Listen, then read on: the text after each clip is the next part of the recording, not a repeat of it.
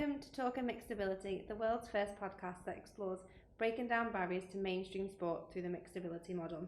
We go behind the scenes to speak to the founders, organisers, players and families to understand the power of sports in the change in the world.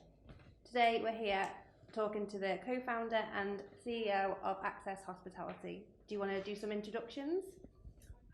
Yeah, sure. I'm Stuart Hill. I'm the founder of Access Hospitality. Yeah, and I'm Nigel Cork, and I'm the CEO. And who are you and what is Access Hospitality? Access Hospitality is a non-profit company that enables adults with learning disabilities to work independently in the hospitality sector, and through doing that it transforms lives. Yeah, I think the only thing I'd add to that is it allows people to do jobs unsupervised and means they've got meaningful roles, and their self-esteem and everything else is just fantastic. How did you become involved with IMABS? So I think probably 7 years ago now, I set up the Halifax Magpies mixed ability rugby team. I was unsure on the concept at first, if I'm honest. I felt that it might be very stage managed, a bit like WWE. But I went and experienced a game over at the Bradford Bumblebees, and it clearly was not that. It's real rugby. It felt like real rugby, and so I went and set up a team back in Halifax. And through that journey, one of my teammates, Sam, asked if he could work behind the club bar.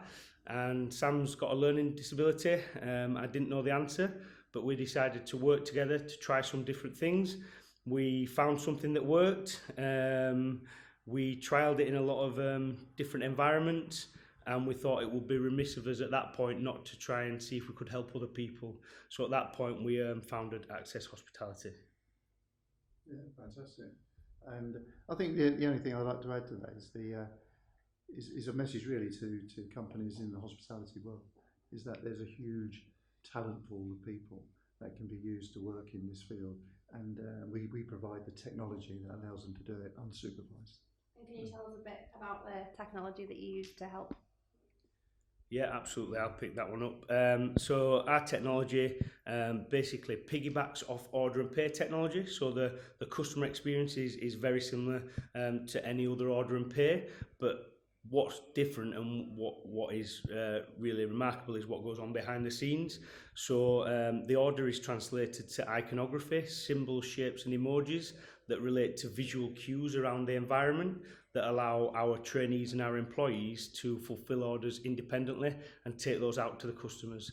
So it's really empowering for them, and they don't require somebody stood next to them instructing them what to do next, or supporting them in making that round of drinks. Yeah, we'll talk about the watch. I think that's the thing that makes the difference. Yeah, so they receive the imagery on an iWatch, so it's in real time, and it's a really fast process. What that allows it to do as well is, because it's all very standardised, it's repetitive and it can be put in lots of different environments, and that creates the opportunity to scale. So normally, or kind of previous versions are very unique to the individual environment and hard to replicate, but with our technology and training that can be replicated on scale and create hundreds or thousands of jobs, and transform a lot of lives. And correct me if I'm wrong, but you've had 2 nights so far. Yeah, absolutely. 2 nights over here in Cork, yeah. And with 2 guys working with the technology, and over €1,000. Yeah, absolutely. We've done over 100 table orders, taken over €1,000. Customers really happy, not one complaint, not one order wrong, and the most important thing is the guys are absolutely loving it. They're leaving the shift every night with big smiles on their faces, and can't wait to get back in the next day. It's so amazing. And what impact does it have on you and the players and the team, your team? Yeah, so I think if we rewind a second here, because mixed ability rugby was the catalyst for Access Hospitality, but what a lot of people don't see is the real impact it has, not just on the individuals but also on their families. So first of all, the confidence and the the self-esteem that being truly part of a community club gives the players is one thing, but then that kind of permeates lots of other aspects of their lives, relationships, independent living, aspirations for jobs, and the journey that the individuals go on and how much they grow is just amazing. And it's when you hear the feedback from them and their families as to how different their lives look now as compared with before, that it really hits home what impact the sport and we have in terms of creating employment. And how many events like this do you do a year? Is it just this event, or is it other events? Do you go out to the wider world?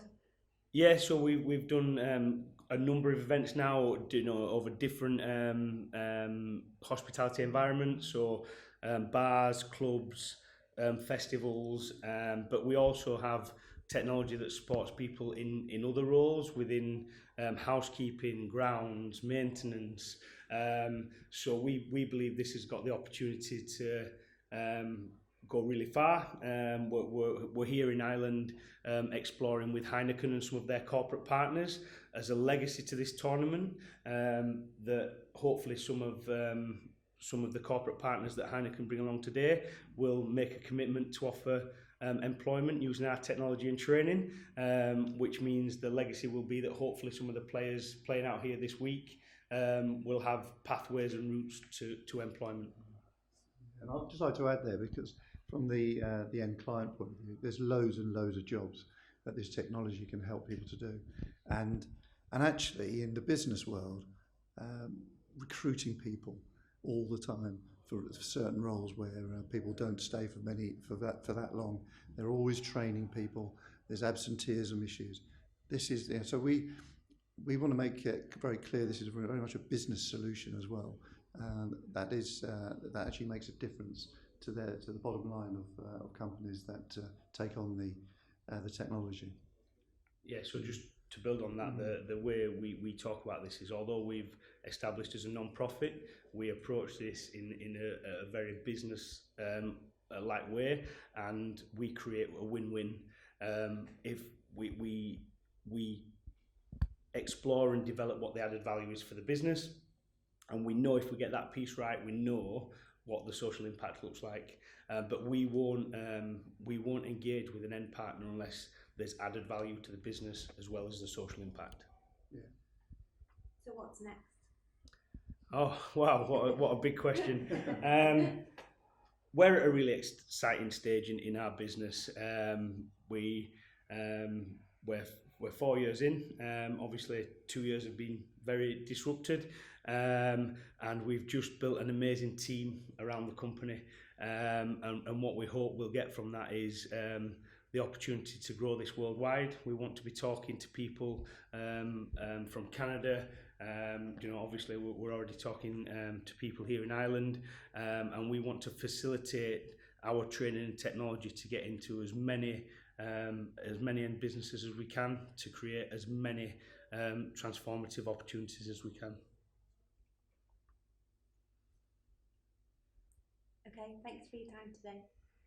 You're very welcome. Yeah, thank you.